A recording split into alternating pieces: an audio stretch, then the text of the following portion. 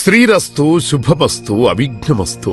శ్రీ రాజశ్యామలాంబ సహిత దశమహావిద్య ఆలయం స్వర్ణ దేవాలయం గోల్డెన్ టెంపుల్ నిర్మాణం కొరకు లోకక్షేమార్థం దశమహావిద్య మహాయాగం 11 లక్షల కొబ్బరికాయలతో లక్ష్మీ గణపతి హోమం మరియు 11 కోట్ల కుంకుమార్చన కనక మహాలక్ష్మి కుంకుమార్చన సత్తుపల్లి శ్రీ లక్ష్మీ గణపతి ఆలయమునందు 108 రోజుల పాటు నిర్వహించబడును.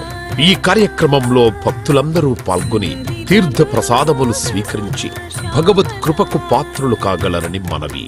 స్వర్ణ దేవాలయ నిర్మాణము మహాసంకల్పం, సాహసోపేతమైన నిర్ణయం.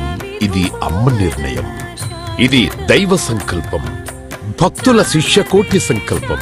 ఈ మహాసంకల్పం నెరవేరడానికి 999 యజ్ఞములను పూర్తి చేసుకుని సహస్ర యాగములు అడుగు పెడుతోన్న వేళ ఈ మహోత్సవమైన కార్యక్రమానికి స్వర్ణాలయ నిర్మాణానికి శ్రీకారం చుట్టిందే శ్రీదేవి శ్రీ విద్యాపీఠం.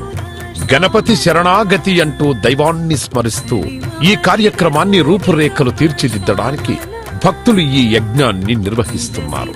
ఈ స్వర్ణాలయ నిర్మాణానికి స్థలదాతలు, విగ్రహదాతలు, నిర్మాణదాతలు, పోషకులు, రాజపోషకులు, మహారాజ పోషకులు, భక్తులు సహాయ సహకారములు అందించి తెలంగాణ ప్రాంతంలో ప్రతిష్టాత్మకంగా ఈ దేవాలయ నిర్మాణాన్ని చేయడానికి ఇంటికొక పువ్వు ఈశ్వరుడికొక మాల అన్నట్లుగా అందరూ సహాయ సహకారాలు అందించవలసిందిగా కోరుతున్నాం.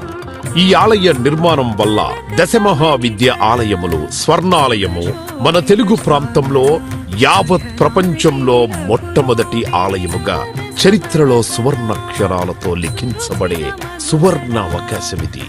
అంతేకాకుండా దశమహావిద్య ఆలయ నిర్మాణం ద్వారా ఎవరెవరికి ఎలాంటి విద్యతో ఏ అవసరం వచ్చినా ఆ విద్యా సంబంధమైన దేవతలను ఏకకాలంలో అర్చించి సేవించి దర్శించి అమ్మ కృపకు పాత్రులవ్వడానికి ఈ ఆలయం ఎంతో మార్గదర్శకంగా ఉంటుంది అనడంలో ఎటువంటి అతిశయోక్తి లేదు. అలాగే ఎలాంటి ఆర్థిక సమస్యలైనా ఎటువంటి సమస్యలైనా పరిష్కారమవుతాయి అమ్మ కృప వల్ల.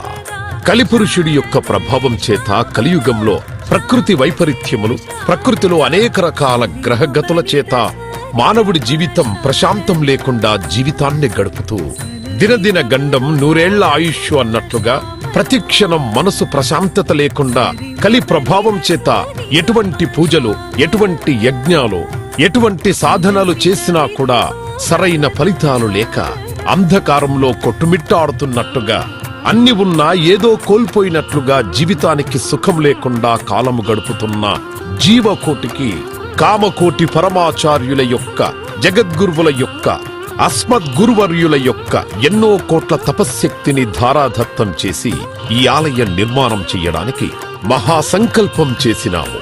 పూర్వజన్మలో దాన ధర్మాలు చేయడం వల్ల ఈ జన్మలో దాన ధర్మాలు చేసే శక్తి మనకు లభించింది. అటువంటి శక్తి కలిగి ఉండి కూడా దాన ధర్మములు చెయ్యకపోతే ఈ జన్మకు చరితార్థం లేదు. మనవంతు దాన ధర్మాలు చేస్తే, ఎటువంటి దాన ధర్మాలు చేస్తే అత్యంత ఉత్కృష్టమైన పుణ్య ఫలితం లభిస్తుందో అటువంటి పుణ్య ఫలితం లభించే అవకాశం ఈ స్వర్ణ దేవాలయ నిర్మాణంలో భాగస్వాములవ్వటం. పూర్వజన్మ సుకృత ఫలితం ఉంటే గాని ఈ ఆలయ నిర్మాణంలో భాగస్వాములు కాలేరు. అమ్మ సేవలో పాల్గొనలేరు, అమ్మ సేవలో తరించలేరు. ఒకవేళ తరించాలని ఆశ ఉన్నా కను ప్రభావం వల్ల మిమ్మల్ని కర్మల వైపు ఆ కలి ప్రభావం ముందుకు తీసుకుని వెళుతుంది తప్ప దైవ మార్గంలో నడిపించడానికి ఎట్టి పరిస్థితుల్లో మన మనస్సును ఒప్పుకునేలాగా చెయ్యదు. అయినప్పటికీ వాటన్నిటినీ దాటుకొని అపర దేవత సేవలో పాల్గొనటం ఎంతో మంది భక్తులు ఇప్పటికే ముందుకు రావటం మేము ఈ దేవాలయ నిర్మాణంలో భాగస్వాములవుతాం. శ్రీ రాజశ్యామల సహిత దశమహావిద్యా స్వర్ణాలయం నిర్మాణ మహాసంకల్పం